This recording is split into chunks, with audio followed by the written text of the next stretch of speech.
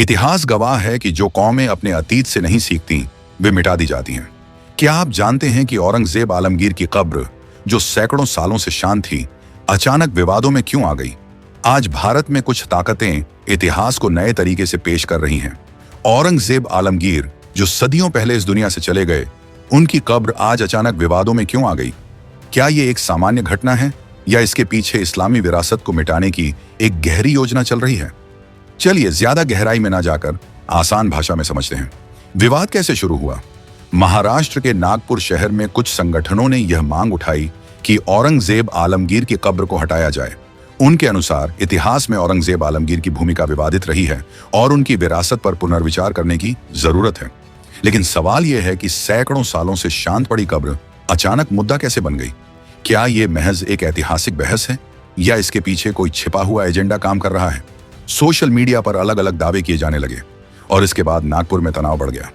17 मार्च 2025 की रात नागपुर के महल, कोतवाली और गणेशपेट इलाकों में हालात बेकाबू हो गए। सड़क पर झड़पें हुई, कुछ वाहनों को नुकसान पहुंचा, कई पुलिसकर्मी और नागरिक घायल हुए, कई लोगों को हिरासत में लिया गया। हालात को संभालने के लिए पुलिस को लाठीचार्ज और आंसू गैस का सहारा लेना पड़ा। प्रशासन ने इंटरनेट सेवाएं बंद कर दी और कर्फ्यू लगा दिया। अब सवाल यह है कि क्या यह सिर्फ एक आम कानून व्यवस्था की घटना थी या इसके पीछे कोई बड़ा एजेंडा काम कर रहा है?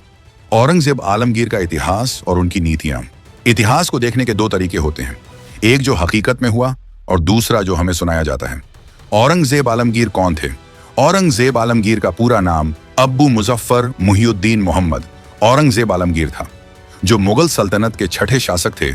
उन्होंने 1658 से 1707 तक शासन किया। उनकी नीतियों को लेकर इतिहासकारों में मतभेद है।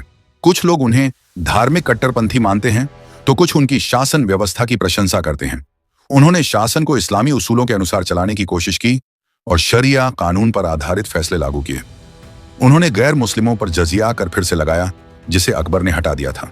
गरीबों, फकीरों, ब्राह्मणों और कुछ अन्य वर्गों को इससे छूट दी गई थी। यह सिर्फ अमीर गैर मुस्लिमों और व्यापारियों पर लागू किया गया था। जो लोग मुगल सेना में सेवा देते थे या प्रशासन में कार्यरत थे, वे भी इससे मुक्त थे। यानी ये कर सिर्फ आर्थिक रूप से सक्षम गैर मुस्लिमों से लिया जाता था, न कि हर गैर मुस्लिम से। इसे अक्सर गलत तरीके से पेश किया जाता है, जबकि असलियत में इसका मकसद रेवेन्यू बढ़ाना था, न कि किसी विशेष समुदाय पर जुल्म करना। कुछ मंदिरों को गिराने और कुछ को बचाने की भी घटनाएं मिलती हैं। औरंगजेब आलमगीर ने मुगल सल्तनत का सबसे बड़ा विस्तार किया, लेकिन यह उनकी कमजोरी भी बनी, क्योंकि इतने बड़े साम्राज्य को संभालना मुश्किल हो गया। उन्होंने अपने वालिद शाहजहां को कैद किया और अपने भाइयों के खिलाफ जंग की। उन्होंने दक्षिण के मराठाओं और अन्य राजाओं से लंबी और कठिन लड़ाइयां लड़ी, जिससे मुगल सल्तनत कमजोर होती चली गई।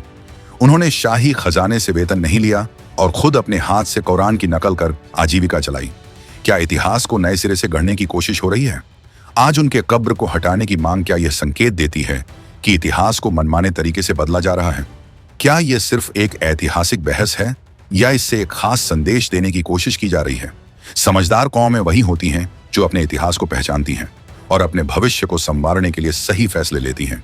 हमें इतिहास की सही जानकारी होनी चाहिए ताकि हम बेवजह की बहसों में न उलझें। किसी भी विवाद पर भावुक होकर नहीं, बल्कि समझदारी से सोचना चाहिए।